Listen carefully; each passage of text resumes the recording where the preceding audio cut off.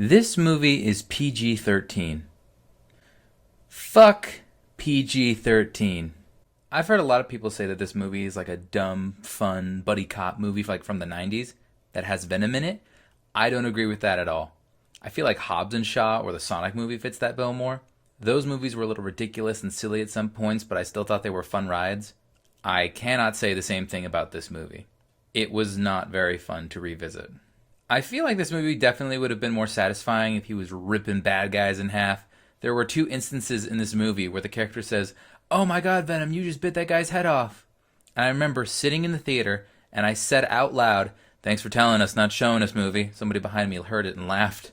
There is a scene in the movie where it is implied that Venom eats somebody, but there is zero blood on Tom Hardy or the floor or anywhere. He got PG-13 to death, basically. This movie is mostly just unsatisfying. There's a small bit where Eddie is annoyed at his neighbor for playing such loud music, and he doesn't complain to the guy, but then once he gets the symbiote, he scares him into turning down his music. And that's it.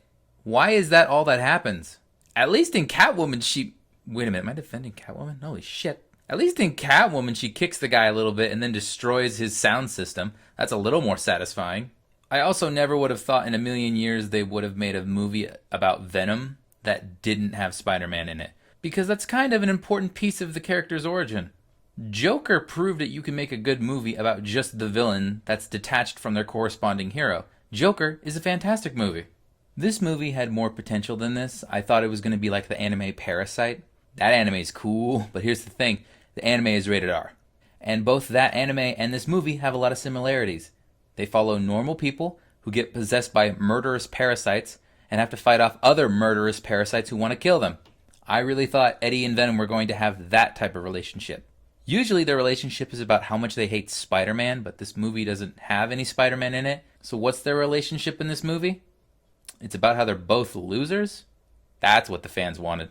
Side note, I am a huge fan of Fullmetal Alchemist Brotherhood, and there's a character in that show named Ling who shares his body with a being named Greed.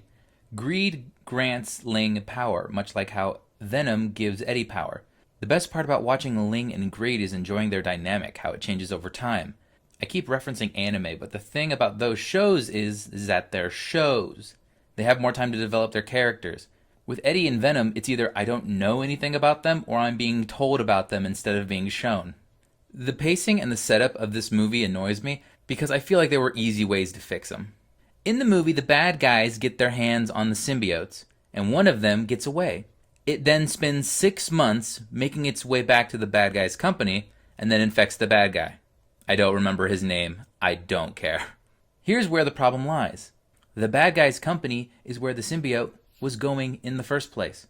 So why have it escape at all? And also, the movie makes us wait about an hour until it finally gets Eddie and Venom together through this overcomplicated and improbable set of circumstances. You know what would have been easier? If the symbiote that escaped was Venom. Then you could have just had Eddie randomly find it in a shorter amount of time, and then the bad guy already has the riot symbiote.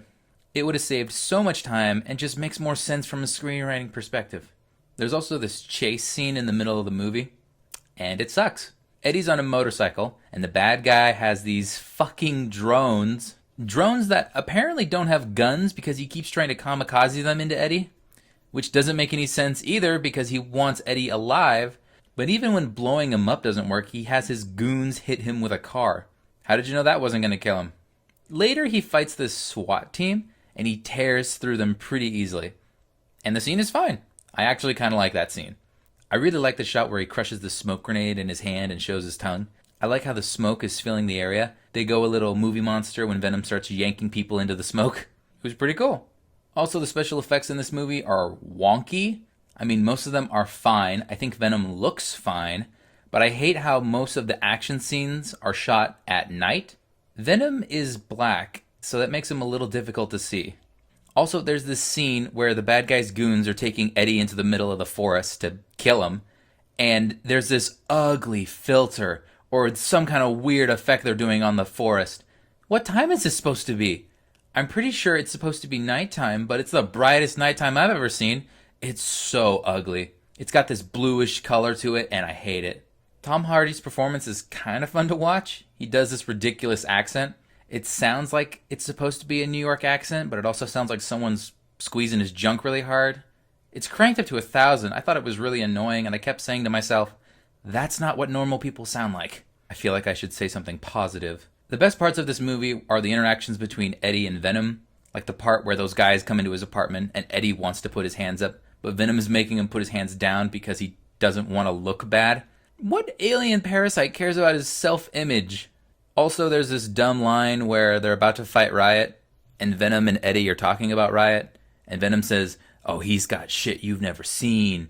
And then Riot fights with like blades and spikes, and I'm just like, I've seen those things before. I also love Sony's stupid pattern of showing the final scenes of their movies in the trailers. I love that level of stupidity. I think it's great. You have to work hard to make that same mistake again after Amazing Spider-Man 2. This is why people don't want you to have the rights to Spider-Man. I agree that Disney is getting too powerful, but you gotta get your shit together, Sony. How did you make Spider-Verse and this movie like 2 months apart from each other? The whole movie ends with Woody Harrelson in this goofy-ass wig. He just says there's gonna be carnage. Did Sony not think we could figure it out? They thought we needed to be spoon-fed that information? Maybe the problems I have in this movie will be fixed in the sequel, because like it or not, we're getting a sequel. One thing that I think will make the sequel better is that the movie will start with Eddie and Venom already friends and combined. We don't have to waste another hour getting to that point. We can just start with that built up already. I really don't know what to expect.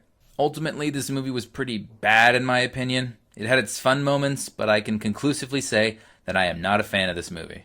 Also, this is my quick little rewrite of the movie. I won't do this for every movie, but I've been thinking about fixing this one a lot, because it did have a lot of potential. This is what I would have done to fix the movie. First, make Venom the symbiote that escaped. Then it can just find its way to Eddie through whatever. Maybe Eddie found it when he was investigating a story. Then Eddie slowly discovers Venom's presence and maybe stops Mrs. Chang from getting robbed. This gets the attention of the bad guy and his company. They send a SWAT team after him or whatever. That can give us the pretty cool SWAT team fight again. Because I feel like the first fight Venom has in this movie should be easy. And then the bad guy can say, we're going to need something more tricky to beat Eddie and Venom. Then they could send one of their symbiotes after Eddie, because they have a few. They could attach it to a dog or a rat or something creative. It could act as a mini-boss before Riot. The fight could start with Eddie and Venom getting their asses kicked. They ultimately win the fight, but they both realize it should have been a lot easier than how it ended up being. Then, when they fight Riot, only by working together and trusting each other or some crap like that, they can ultimately come out on top. There. It's not perfect, but I feel like it's more satisfying. I also feel like the story structure in my version flows better. And for the record, I am not saying I am a better writer than the ones who wrote this movie. This was just something I had on my mind for a long time. Anyway, that's about all I have to say. I hope you guys enjoyed the video. Let me know in the comments what movies or shows you'd like me to cover.